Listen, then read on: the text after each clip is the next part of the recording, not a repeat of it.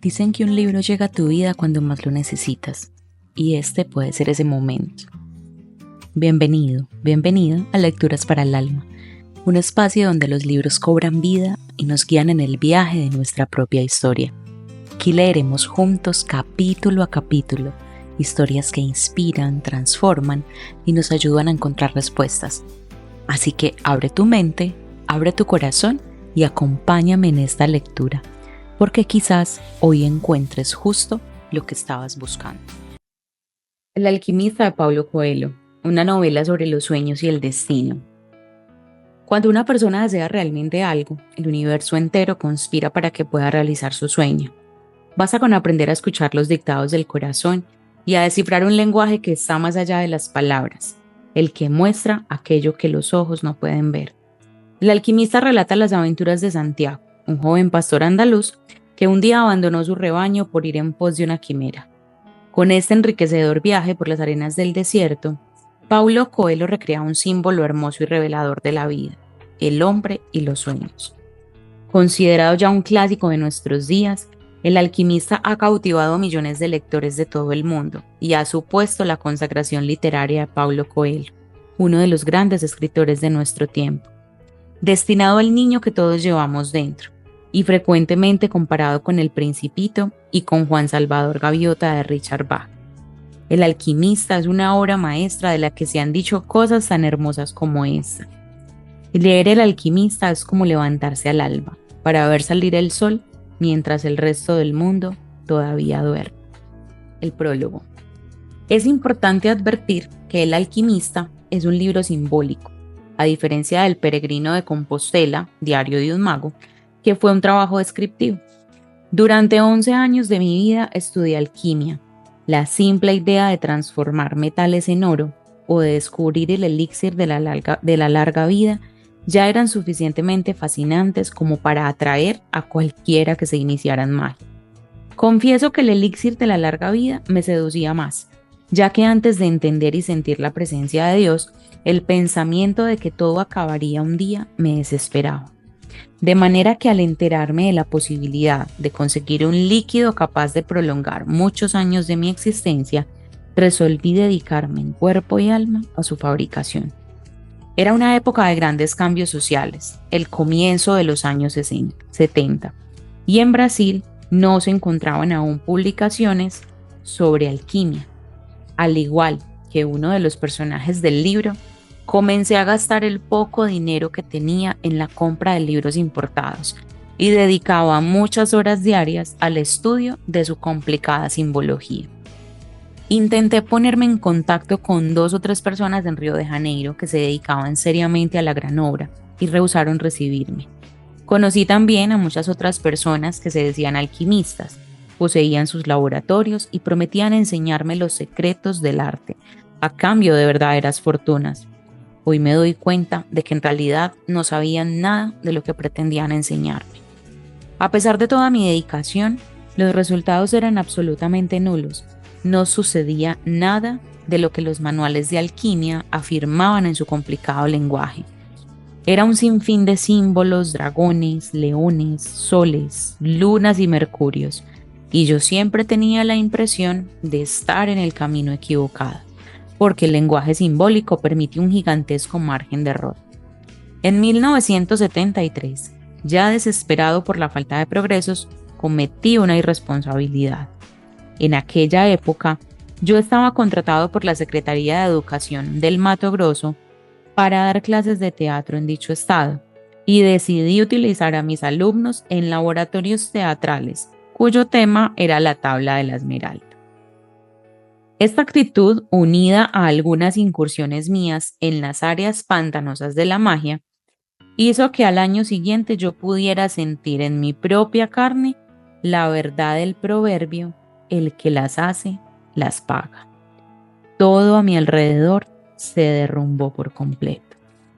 Pasé los siguientes 6 años de mi vida en una actitud bastante escéptica en relación a todo lo que tuviese que ver con el área mística. En este exilio espiritual aprendí muchas cosas importantes, que solo aceptamos una verdad cuando primero la negamos, desde el fondo del alma, que no debemos huir de nuestro propio destino y que la mano de Dios es infinitamente generosa a pesar de su rigor. En 1981 conocí a Ram, mi maestro, que me reconduciría al camino que estaba trazado para mí. Y mientras él me entrenaba en sus enseñanzas, volví a estudiar alquimia por cuenta propia. Cierta noche, mientras conversábamos después de una extenuante sesión de telepatía, pregunté por qué el lenguaje de los alquimistas era tan vago y complicado. Existen 3 tipos de alquimistas, dijo mi maestro. Aquellos que son imprecisos porque no saben de lo que están hablando. Aquellos que lo son porque saben de lo que están hablando, pero también saben que el lenguaje de la alquimia es un lenguaje dirigido al corazón y no a la razón. ¿Y cuál es el tercer tipo?, pregunté. Aquellos que jamás oyeron hablar de alquimia, pero que consiguieron a través de sus vidas descubrir la piedra filosofal. Y de este modo mi maestro, que pertenecía al segundo tipo, decidió darme clases de alquimia. Descubrí entonces que el lenguaje simbólico que tanto me irritaba y desorientaba era la única manera de alcanzar el alma del mundo, o lo que Jung llamó el inconsciente colectivo. Descubrí la leyenda personal y las señales de Dios, verdades que mi raciocinio intelectual se negaba a aceptar a causa de su simplicidad. Descubrí que alcanzar la gran obra no es tarea de unos pocos, sino de todos los seres humanos de la faz de la tierra. Es evidente que la gran obra no siempre viene bajo la forma de un huevo o de un frasco con líquido, pero todos nosotros podemos, sin lugar a dudas, sumergirnos en el alma del mundo. Por eso el alquimista es también un texto simbólico. En el transcurso de sus páginas, además de transmitir todo lo que aprendí al respecto, procuro rendir homenaje a grandes escritores que consiguieron alcanzar el lenguaje universal. Hemingway, Blake, Borges, que también utilizó la historia persa para uno de sus cuentos, y Malva Tahan, entre otros. Para completar este extenso prólogo e ilustrar lo que mi maestro quería decir con lo del tercer tipo de alquimistas, vale la pena recordar una historia que él mismo me contó en su laboratorio.